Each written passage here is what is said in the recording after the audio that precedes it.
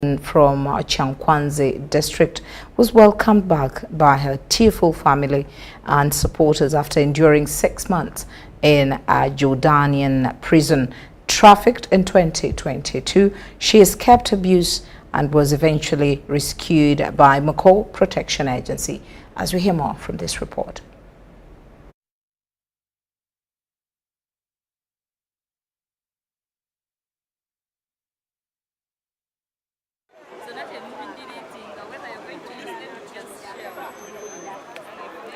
We are here today at the airport. We just received one of our stranded clients who came to our office seeking for help to come back to Uganda.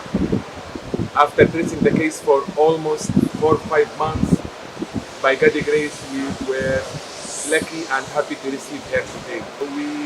The process was long, that's why it has taken like 4 to 5 months, but we were able to trace her as we are called Moko Protection Agency. She is in a country where they speak my language, and I managed to approach the office, the family where she was working, the jail where she was arrested, and by God's grace, she's just fine, safely to the country. For sure, we followed the case. She has been arrested due to, let me say, lack of communication, being misused by, let me say, the local agent from this side and the foreign agent from the other side.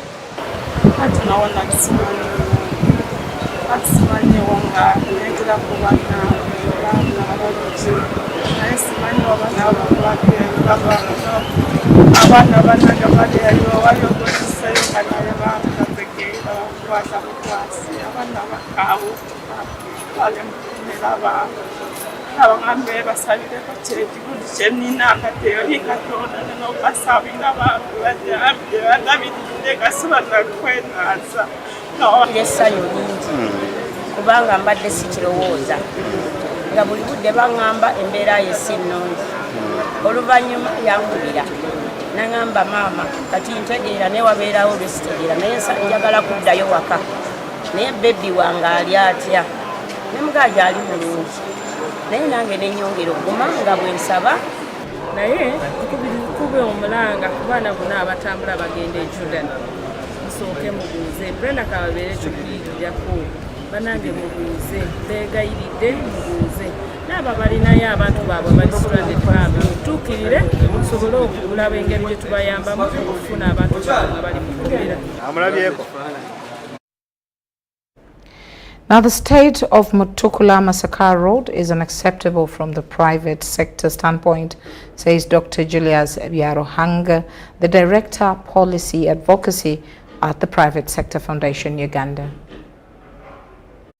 83-kilometer Mutukula Masaka Road serves as a critical link between Uganda and Tanzania through the Mutukula border, playing a crucial role in facilitating cross-border trade. For instance, if for instance I was a URA official or a Ministry of Works official at Mutukula, I would feel ashamed to collect a tax from a truck which is going to drive on that road. It's really unacceptable from the private sector standpoint. So such kinds of infrastructure, that itself will make someone clear their cargo through the Mombasa port as opposed to Dar es Salaam. For us as Central Corridor, as we have been pushing, make sure that that road has been rehabilitated for smooth movement of goods from Mutukula to Masaka. It's not a long route, but it's around 83 kilometers. Its current condition poses significant challenges for the private sector in both countries, leading to increased expenses due to fines and regulations on axle load. So what that means is when you load your cargo in a container, the assumption is it should not shift to one side of the container, because when it shifts, it means weight is being applied on one side and the road is being damaged. So when cargo shifts, these people are fined. So now the question we've been asking is, how do you make sure that cargo does not shift, where you're driving on a road with about 2-3 feet potholes, but also with speed bumps. Furthermore, the ongoing rehabilitation of the Katonga Bridge, which collapsed in June 2023, compounds the situation. Despite the completion of the procurement process and the awarding of the project to a contractor by the Ministry of Works and Transport and the Uganda National Roads Authority, heavy vehicles are still unable to utilize the bridge. Really, throughout that period, the private sector is losing money. 50 kilometers on a road in a truck. You're talking about time, you're talking about fuel, you're talking about wear and tear, and of course the way the private sector runs is you have a cargo owner, you have a transporter, you have a clearing and forwarding agent, and all those are losing money. In response to these challenges, General Katumba Wamala, Minister of Works and Transport, says the procurement process has been finalized and soon contractor will start the road rehabilitation project. Masaka Mutukula Road is on. The company which is going to do it is called SICO. They are already getting the contract. They got the contract. They're getting a commencement order, I think, very soon. We know even how much it will cost. They are already there on the ground. So that one is on. It's out of the box. It's now on the line. And soon contractor will start the road rehabilitation project. On its part, the Uganda National Roads Authority calls for patience. So we are in advanced stages of having these projects taken off the ground. We still request for your patience. Mario Nawori, UBC. Now, Equity Bank has announced the launch of a result-based financing fund to support the investment in Uganda small and medium enterprises operating in renewable energy sector. I'm happy that we have actually won a commercial financial institution for this project. GIZ and NDEV's funding through this results-based financing scheme finds Uganda harnessing its momentum to become a low-carbon emitting nation. The agreement we are in now with Equity Bank is up to 2025, so that's 2 years. The time you will have for implementation as a private sector partner will entirely depend on when your service agreement is signed. Equity Bank has been given the mandate to manage the fund as it awards interested businesses that sell renewable cooking and solar devices get a financial boost. Once you get credit for the first time, you manage it well, you should be able to come back for credit the next time. And that's how businesses grow world over, credit. COP28 has given its members up to 2030 to raise renewable energy utilization to 80%. We were recently, as a bank, at the COP28 accredited under the Global Climate Fund, which was a very, very, very big milestone for us. And we're looking forward to participating in all those programs. This means Uganda and its partner members in the international agreement have only 6 years to transition their energy dependency to more sustainable means. We also revise our NDC, the national determined contributions as a country, and made them even more ambitious. Now we target to reduce our emissions by 24.7% from the business as usual. Small businesses in Uganda with evidence of audited sales are hereby encouraged to apply for the debt-free capital through Equity Bank. Companies with good sales and acceptable government compliance stand to receive a substantial boost. Wadulomak Arnold for UBC Business. Now, Minister for Microfinance Haruna Kasolo revealed interests from National Unity Platform members to join the newly formed Patriotic League Uganda, sparking questions about the potential political shifts.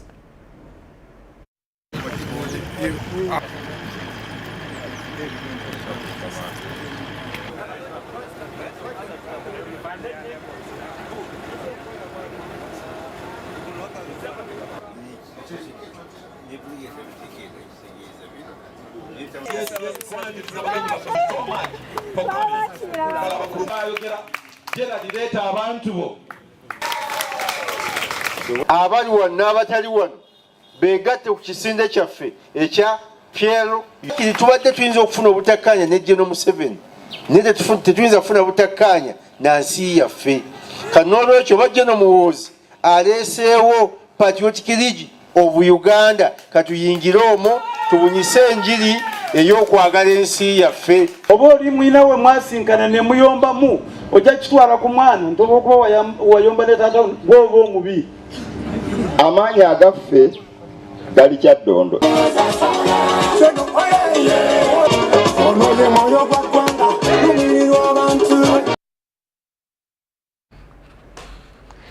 Now celebrating its second graduation as a public university, Mountains on the Moon University in Fort Portal acknowledges the government's significant financial and infrastructure support in fostering academic growth.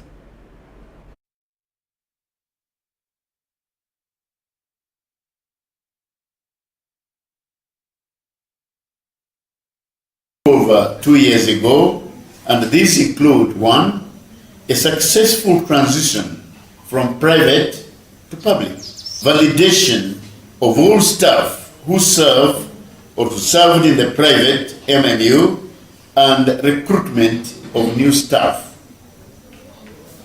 C, filling all the required management structures. We have seen a lot of growth in terms of the students' numbers. By then, I think we had 1,882 students. Now we are almost coming to 2,500 students. And these students have been able to also to be supported by government. The government has been able to support us financially. By then, we are running a budget of 5 billion. Now we are running a budget of 45 billion.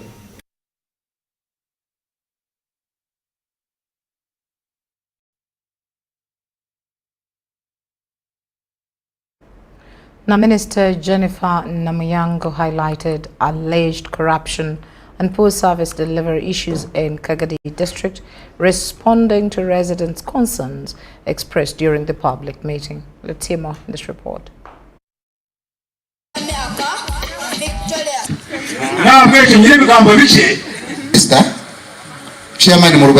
Umuhanda gwa hano aho hansi mu Kahanga gona gunancire engetora zisiga mu rugudo tandike kutambuze bijere waza kwikamuka abashuma honye naho urugudo aho ruremiri mngeno nandashaba batuyambe batukorera ku kagudo obenkola je tulina tubadde oba twagala kutuuka buli wamu buli mu district tubeerenga tufuna okuwuliziganya nammwe okulaba obuweereza butambudde butya.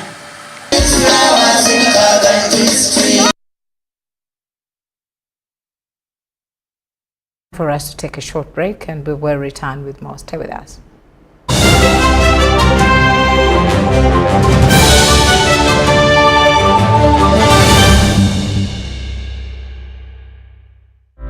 Ebisera by'okuzaayo abaana mu masomero tebiteekwa kukaluubiriza n'akatono. Eno kusimba nnyiriri mpanvu kano kalipagano ka bidduka.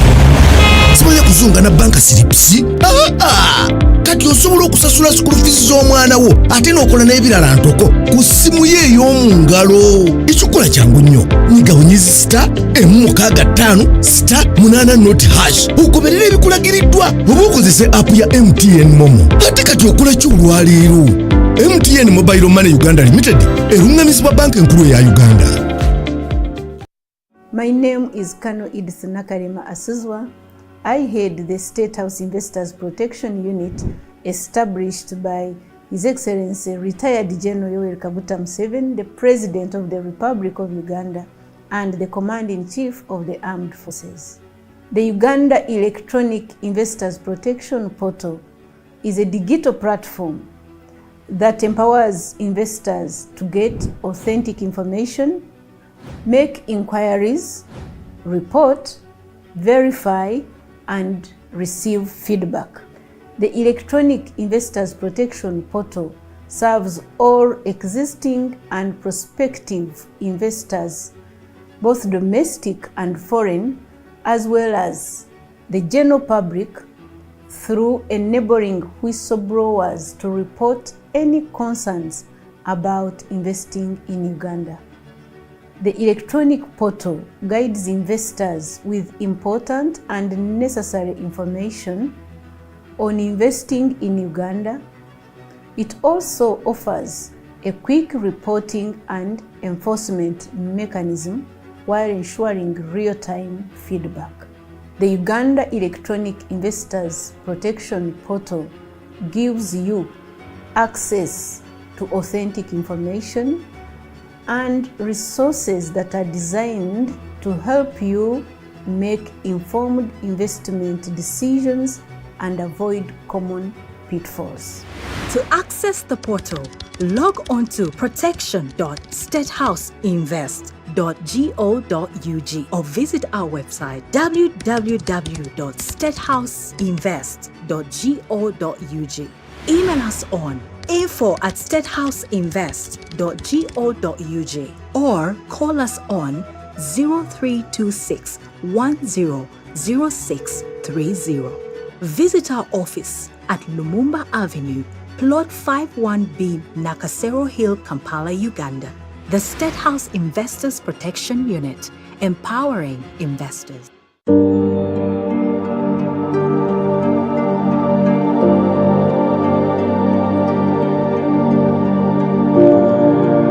As Uganda and as UBTS, we are hosting a high-level scientific blood transfusion congress from the 4th to the 7th of March at Peak Resort, Munyonyo. I call upon everybody to come and attend this important congress where we shall share knowledge, expertise, and new innovations in the field of blood.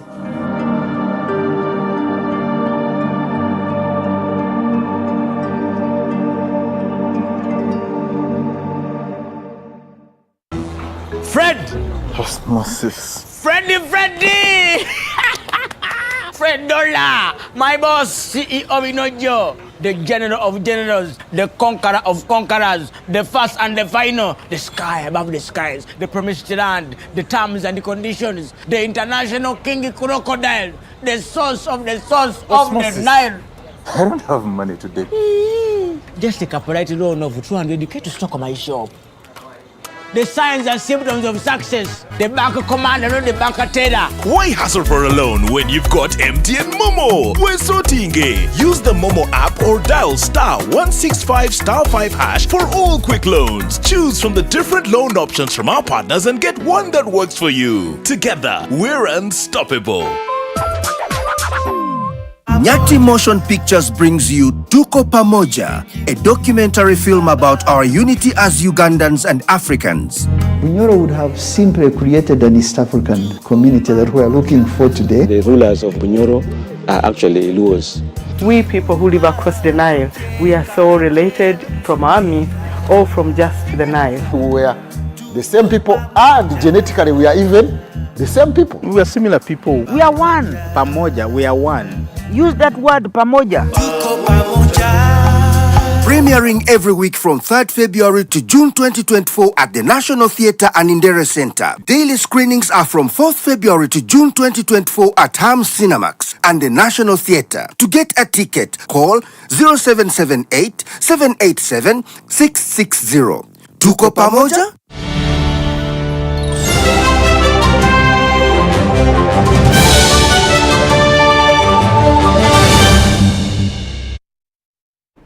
Welcome back from that short break. Now as we cross over to South Africa.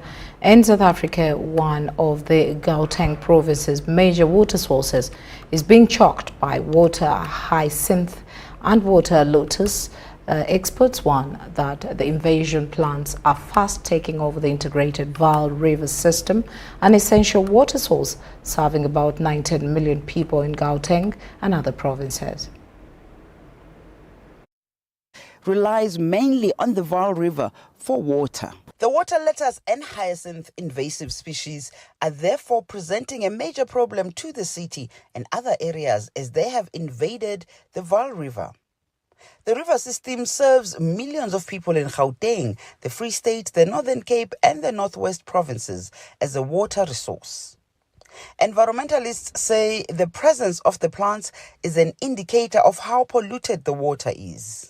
It is quite intense. The coverage is it's basically a full coverage in large parts of the river at the moment, and the problem with it is that it keeps on growing and proliferating at a very rapid pace.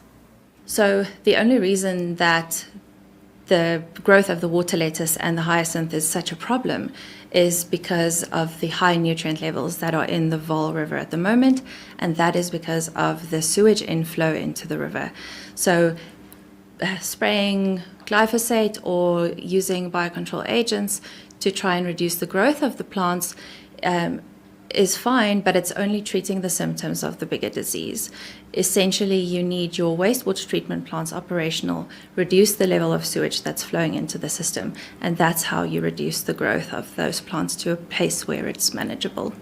There's major concerns for the economic impact of the invasive species, as the integrated Vaal River system also supports major economic activities for the communities that surround it and is a tourist attraction. The Vaal River and its tributaries is a vital resource, and it supplies water to millions of people in Gauteng.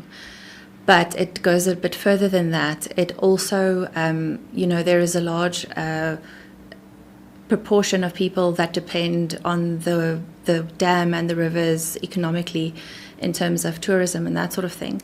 So when you have a situation where for instance, the water is unusable in terms of fishing or boating and that sort of thing, then there is also those types of effects. It's not just the supply of the actual water to people that is a problem.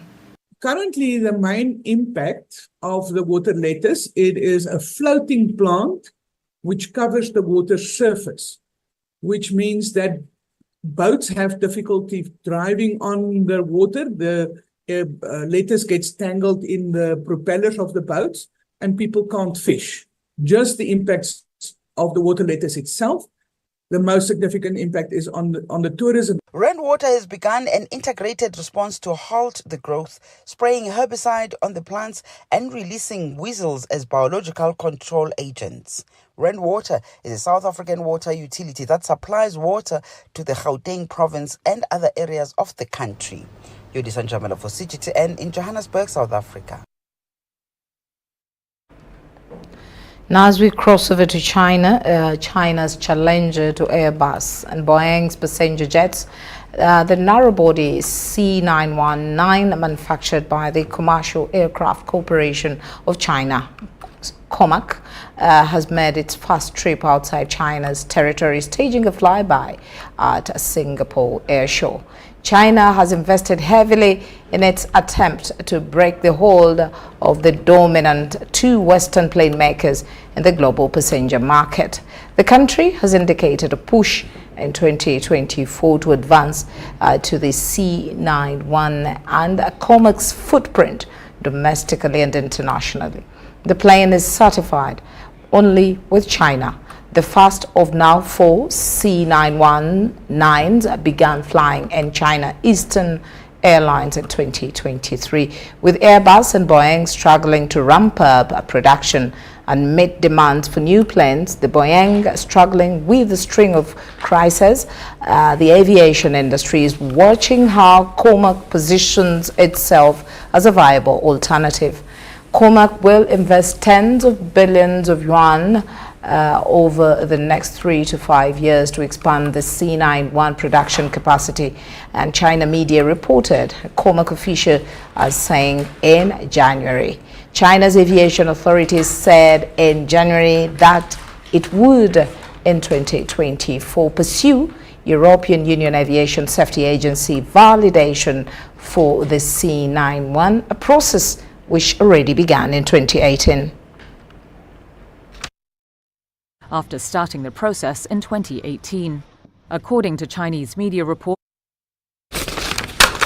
And that's all we had time for. Thank you so much for choosing us and allowing us into your lunchtime space. My name is Patricia Lukoma Mpango. Let's meet again at News Tonight. Good afternoon.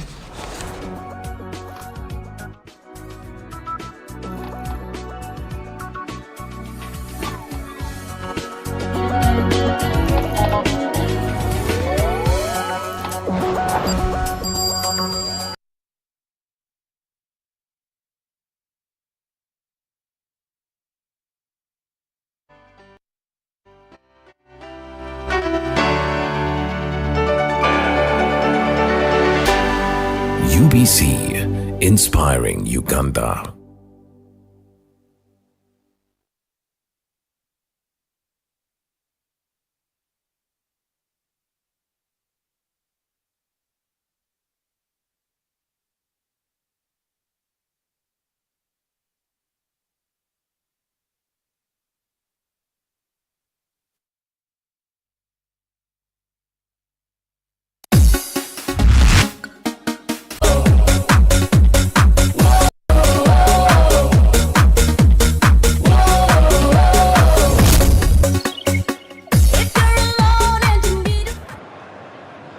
Evanilson, 19 goals in 27 appearances this season, finds Conceição, gets round this side, not cleared yet, and Galeno can slam! Surely into the net, somehow he has missed. That's a massive let-off for us. Saka to deliver again as a player down inside the box, and it's headed just wide by Saliba, and he knows that was a big opportunity. Yes, a great delivery from Bukayo Saka. Evanilson wins back possession high up the pitch for Porto. Pepe with him, back to Evanilson. Straight at David Raya. A good opportunity for the home side. Smart save from David Raya at his near post. Saka delivers, it's Havertz again, who rose the highest, but couldn't direct the header. And that's a really good chance, actually, looking at it the second time from Kai Havertz. Rice drills this one, it's Trossard! That was an opportunity. And he's got normally really good technique, just got himself over the top of the ball.